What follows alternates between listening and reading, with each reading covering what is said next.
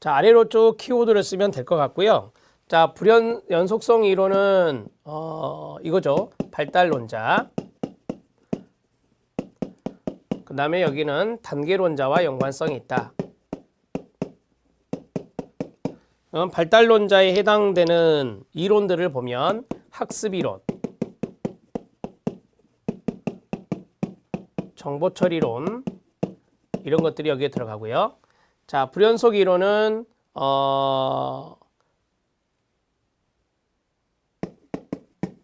정신분석 이론, 그리고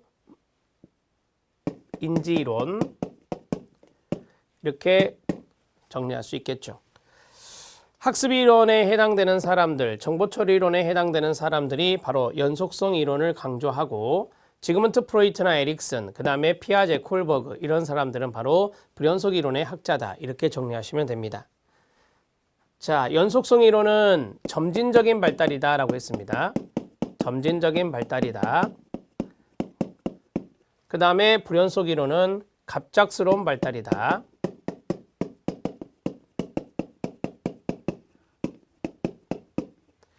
자, 여기는 동일한 원리나 법칙이 그 전체에 다 영향을 준다라고 하는 것이고요. 자, 이것은 동일한 발달 법칙이 연속적으로 영향을 주는 겁니다.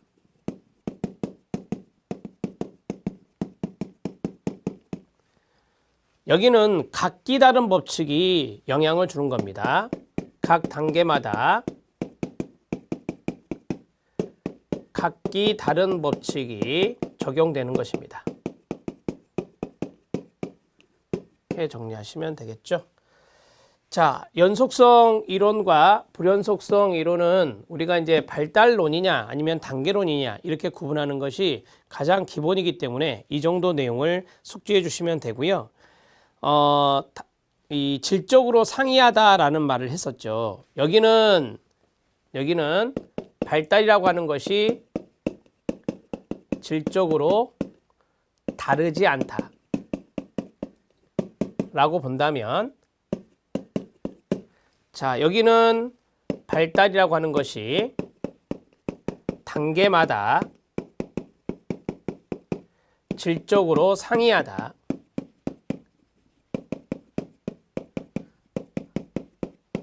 이렇게 정리하시면 되죠. 질적으로 다르지 않다. 질적으로 상이하다. 이렇게 구분하시면 됩니다. 이 정도만 보셔도 이제까지의 출제 문제는 충분히 풀 수 있습니다. 두 번째, 발달은 하나의 경로를 통해 이루어지는가 아니면 다양한 경로를 통해 이루어지는가 라고 했습니다. 자, 이것에 대한 설명은 우리가 이제 비연속적인 발달을 주장하는 사람들이 있고, 뭐 비연속적인 사람들, 불연속성 이론이 여기에 들어갈 수 있겠죠.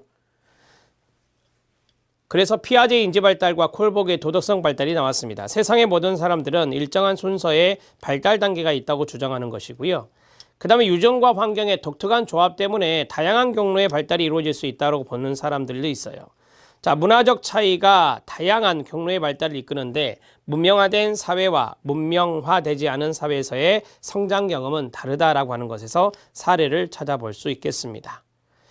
자, 위에서 타이틀에 보면 하나의 경로를 통해 이루어진다라고 했잖아요. 그게 바로 이제 양가로 1번이 되는 거고, 다양한 경로를 통해 이루어진다. 즉 유전과 환경의 서로 상호작용에 의해서 다양한 경로에 의해서 이루어질 수 있는 것이 양가로 2번이 되겠습니다. 자, 3번을 보면 천성과 양육은 어떤 상대적 영향력을 미치는가? 천성 대 양육 논쟁이 되겠는데요. 천성을 중시하는 이론은 유전을 중시하는 것이 되겠죠. 유전입니다. 생득적 능력을 중시하며 유전적 정보, 행동의 안정성으로 아동의 언어 능력, 성격, 지능 등이 성인기에도 유지될 것이라고 제안하는 거고요. 양육을 중시하는 것은 환경을 중시하는 겁니다. 환경의 동그라미.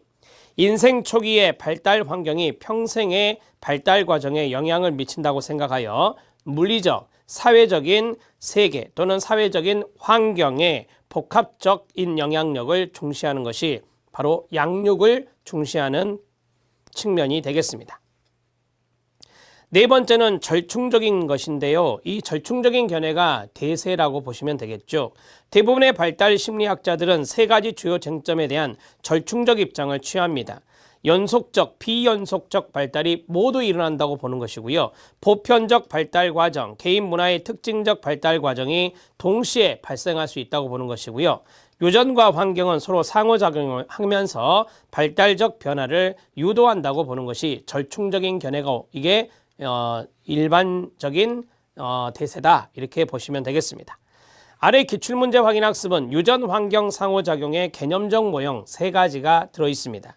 첫 번째는 반응의 범위 모형이고 두 번째는 수로화 모형이고 세 번째는 거래적 상호작용 모형이 되겠습니다.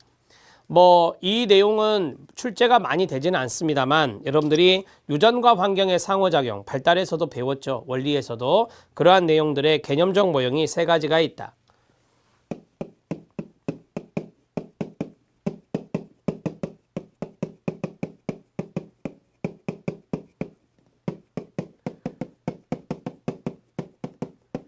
개념적 모형이라고 쓸게요. 개념적 모형 세 가지가 있습니다.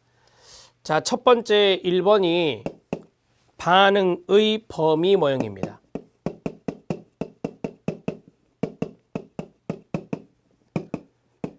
자, 반응의 범위 모형은 유전과 환경의 상호작용 중에서 자, 유전적인 측면을 좀 더 중시하는 겁니다.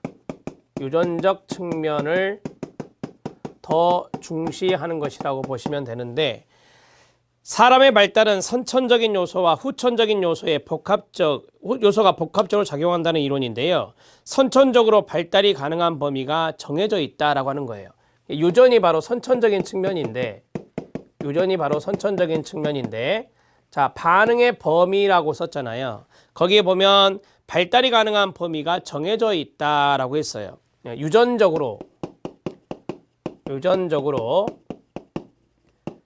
발달 범위가 정해져 있다. 이게 1번이에요. 이게 1번이고 그러면 이제 그 반응의 범위가 발달의 범위가 정해져 있으면 거기 안에서 이제 그 안에서 환경의 풍요도에 따라 발달의 수준이 변한다라고 합니다. 자, 그 범위 안에서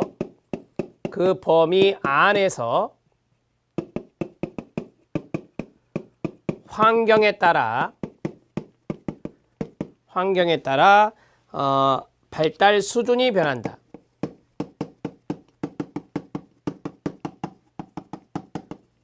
이게 이제 2번이 되는 거죠. 이렇게 정리할 수 있어요. 그러니까 유전적인 측면이 조금 더 중시되는 거예요. 유전적인 부분에서 발달 범위를 먼저 정해놓고 있으니까요. 자, 그 다음에 유전에 의해서 결정된 반응의 범위가 경험과 환경에 의해서 얼마만큼 변할 수 있는가를 보여주는 모형이 됩니다. 자, 이 두 번째 밑줄이 결론이 되겠죠.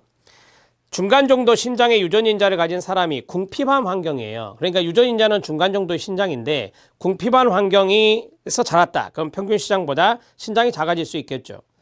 자, 그리고 풍요로운 환경에서 자란다면 영양 상태가 좋아서 평균보다 신장이 더 커질 수 있겠죠. 마지막 부분이 중요해요. 그러나 환경이 아무리 좋다 해도 단신의 유전자를 가진 사람은 평균 신장을 능가하기 어렵다는 겁니다. 그러니까 이게 이제 처음에 유전적으로 발달 범위가 정해져 있다라고 보기 때문에 그렇습니다. 자, 그 다음에 이제 두 번째 수로화 모형이 있습니다. 수로화 모형이 있어요. 자, 수로화 모형은 거기 1번, 2번, 3번이 있는데 되게 이제 수로화라고 하는 것이 강할 수도 있고 약할 수도 있어요. 우리가 이제 강하게 수로화된다, 덜 수로화된다 이렇게 제가 써놨는데 아동이 발달하는 방향에는 여러 경로가 있다는 겁니다. 유전과 환경이 상호작용하여 발달의 방향이 결정된다라고 했어요.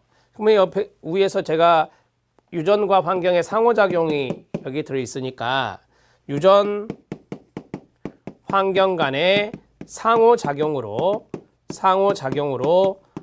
발달의 방향이 정해진다. 정해진다라고 볼 수 있고요. 그 다음에 결정된다. 유전이나 환경 어느 쪽이든 다른 한쪽이 영향을 줄 수 있는 범위를 제한한다라고 하는 거예요. 그러니까 유전이나 환경이나 어느 쪽으로 이제 수로화가 되는지 거기에 따라서 어느 쪽이든 다른 한쪽이 영향을 줄 수 있는 범위를 제한한다. 어느 한쪽이 발달의 범위를 제한한다라고 하는 겁니다. 자, 계속 가시죠. 수로화는 운하를 파고 배출구를 만들어서 흐름의 방향을 유도한다는 것인데요. 인간의 특성도 강하게 수로화된 특성일수록 환경의 영향을 덜 받을 것이라고 하는 것입니다. 자, 우리가 강하게 수로화가 된다. 제가 2번에 써드렸는데요. 강하게 수로화된다는 것은 발달이 진행되면서 두 개의 통로 중에 다른 통로로 옮기는 것이 점차 어려워지는 것을 말합니다. 그걸 우리가 강하게 수로화된다라고 하는 것이거든요. 그러면 유전적인 부분도 있고 환경적인 부분도 있는데 이번에 초기 신체 운동이라든지 그 다음에 언어 능력이라든지 이런 것들은 우리가 이제 선천적인 부분 또는 유전적인 부분이라 말하잖아요. 이런 것들이 강하게 수로화된다는 것이고요. 그 다음에 후천적으로 물리, 사회, 교육적 환경에 의해서 변화될 수 있는 지능이요. 지능의 동그라미. 자, 이러한 지능적인 부분들은 덜 수로화된 특성이 있다라고 하는 것입니다. 자, 우리가 이제 수로화가 강하다라고 했는데,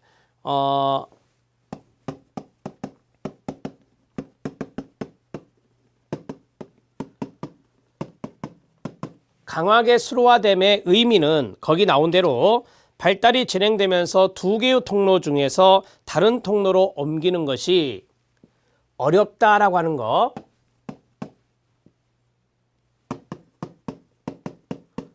발달 진행 시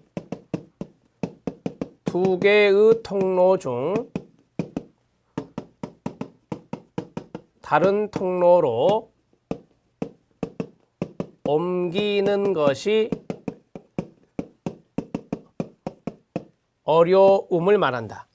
자, 그러면 강하게 수로화되는 것은 아까 했던 신체 운동이라든지 신체 운동, 그 다음에 언어 발달이 있었죠? 언어 능력이라고 쓰겠습니다. 자, 언어 능력, 이런 것들은 우리가 강하게 수로화되는 것들이다 라고 하는 것이고요. 그 다음에 지능이라고 하는 것이 있다. 지능이라고 하는 것은 교육적인 측면에서 지능이 변할 수 있잖아요. 그러한 것들은 다른 통로로 옮기는 것이 수월할 수 있어요. 그래서 지능이라고 하는 것은 덜 수로화된다. 뭐 약하게 수로화된다 해도 돼요. 수로화가 약하다라고 하시면 됩니다. 수로화 약함 이렇게 정리하시면 돼요. 자, 여기까지 정리했으면 위로 올라가서 다시 밑줄을 보면요. 제가 말씀드렸잖아요. 강하게 수로화되면 될수록 환경의 영향을 덜 받는다라고 했어요. 강하게 수로화되면 이쪽에 쓰면 되겠네요. 환경의 영향을 덜 받는다. 이렇게 노트하면 되겠죠. 자, 지능이라고 하는 것은 후천적으로 변화될 수 있는 것이기 때문에 덜 수로화된다라고 보시면 되겠습니다. 자, 거래적 상호작용 모형이 있습니다. 마지막 세 번째, 거래적 상호작용 유형입니다. 자, 거래적 상호작용 유형은 거기 위에 있는 밑줄대로 양방향적 과정을 여기에 이야기했어요. 자, 유기체 P, 그 다음에 환경 E가 있는데 유기체가 바로 인간이에요. person, 개인이라고 보시면 되겠고요. 자, 유전자형이 환경에 미치는 영향과 그러한 영향이 다시 유전자형의 발달로 송환되는 과정에 관심이 있다라고 했어요. 그래서 우리가 보통 이제 거래적 상호작용 유형하면은 그림을 그릴 때 유전적인 측면과 환경적인 측면 이런 것들이 서로 이제 상호작용을 한다라고 보시면 돼요. 상호작용하는 것인데 거래죠, 거래.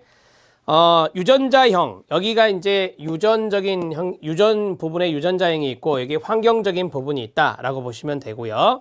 자, 이 유전에 해당되는 것이 유기체죠, 유기체. 그래서 우리가 여기다가 P를 쓸 수 있는 거고요. 여기에 이제 environment라고 하는 환경을 쓸 수 있다라고 하는 겁니다. 근데 여기에 형태가 세 가지가 있다라고 하는 거예요. 첫 번째가 수동적이고요. 두 번째가 능동적이고요. 세 번째가 유발적이라고 해요. 첫 번째, 위에 잠깐 볼까요? 송환되는 과정에 관심이 있는데 활동적 적극적 기질은 환경 요소에서 바람직한 자극을 유도해낼 것이며 보다 적극적 활동적이 된다라고 하는 것입니다. 그러니까 활동적이고 적극적인 기질, 그럼 이건 유전적인 부분이거든요. 이러한 것들이 이제 환경적인 부분에서 긍정적으로 영향을 줄 수 있겠죠. 그래서 적극적이고 활동적인 어떤 활동을 할 수 있다라고 하는 겁니다. 환경에서. 자, 수동적인 걸 보면 스스로 환경 자극을 선택할 수 있는 능력이 없는 어린 아동들이, 끌어봐요. 부모나 주위의 어른들이 제공하는 환경 자극에 수동적으로 노출되는 경우가 여기에 들어갈 수가 있고, 능동적입니다. 아동의 경험이 가족 이외의 학교, 이웃, 지역 사회로 확대됨에 따라서 자신의 유전적 성향과 가장 잘 맞는 환경을 능동적으로 선택할 수도 있겠죠. 운동에 소질이 있는 아동은 특별활동 시간에 농구부에 들어가서 농구 연습할 것이고, 그림에 소질이 있는 아동은 미술반에 들어가서 그림을 그릴 것이다 라고 하는 겁니다. 이런 것들이 이제 능동적이다, 능동성이다 라고 하는 것입니다. 유발적이라고 하는 것은 아동의 유전적 특성이 끊어요. 아동에 대한 다른 사람들의 행동에 영향을 미쳐서 특정 환경을 유발하는 경우에 여기에 해당될 수 있다라고 하는 것입니다. 자, 아이의 유전적인 어떤 특성이 있다. 그러면 이제 다른 사람들의 행동에 영향을 줄 수 있겠죠. 그래서 이 특정 환경을 유발해낼 수 있다라고 하는 것입니다. 유전적인 특성에서 좀 이렇게 문제가 있다라고 이제 가정을 하면, 문제가 있으면 이 많은 사람들이 그 문제를 좀 더 줄일 수 있는 그런 환경들을 만들어줄 수 있겠죠. 그러한 것들이 바로 이제 유발적 유전 환경 상호작용이라 말할 수 있습니다. 여기에서는 그냥 이렇게 정리하시면 돼요. 이 두 가지의 상호작용에 따라서 첫 번째, 능동적일 수도 있고요. 그 다음에 두 번째, 수동적일 수도 있고요. 그 다음에 세 번째, 유발적일 수도 있다라고 하는 겁니다. 유발적. 그러니까 유발적은 어떤 유전적인 요인이 어떤 환경을 유발한다라고 하는 거예요. 유전적 요인이 환경을 유발하는 경우입니다. 환경을 유발하는 경우, 말 그대로 이해하시면 되겠죠. 자, 이 내용은 뭐 최근에는 거의 출제가 안 되니까 이 정도 내용으로 정리를 하시죠. 자, 챕터 2 들어갑니다. 주요 발달 영역에 대한 전 세계적 접근 들어가는데, 제1절에는 유전과 태뇌 발달이 있습니다. 여기에서는 뭐 태뇌기 이것을 좀 잘 정리하시면 돼요. 자, 유전적인 부분을 보시죠. 참고라고 쓰시고요. 유전과 태뇌 발달 들어갑니다. 유전의 기제, 유전기제, 유전인자, 세포분열 이런 것들이 있는데요. 유전인자는 인간의 생식 과정에서 난자와 정자가 만나 수정이 이루어지면서 시작되고요. 정자와 난자가 결합되는 순간 정자로부터 23개의 염색체가, 그리고 난자로부터 23개의 염색체가 각각 방출되어서 인간의 정상적인 염색체 수는 46개, 23쌍입니다. 새로운 46개의 염색체 배합이 형성됩니다. 인간의 모든 유전적 잠재성은 46개의 염색체에 의해 결정되고요. 염색체 속에 유전의 기본 단위인 유전인자가 들어있습니다.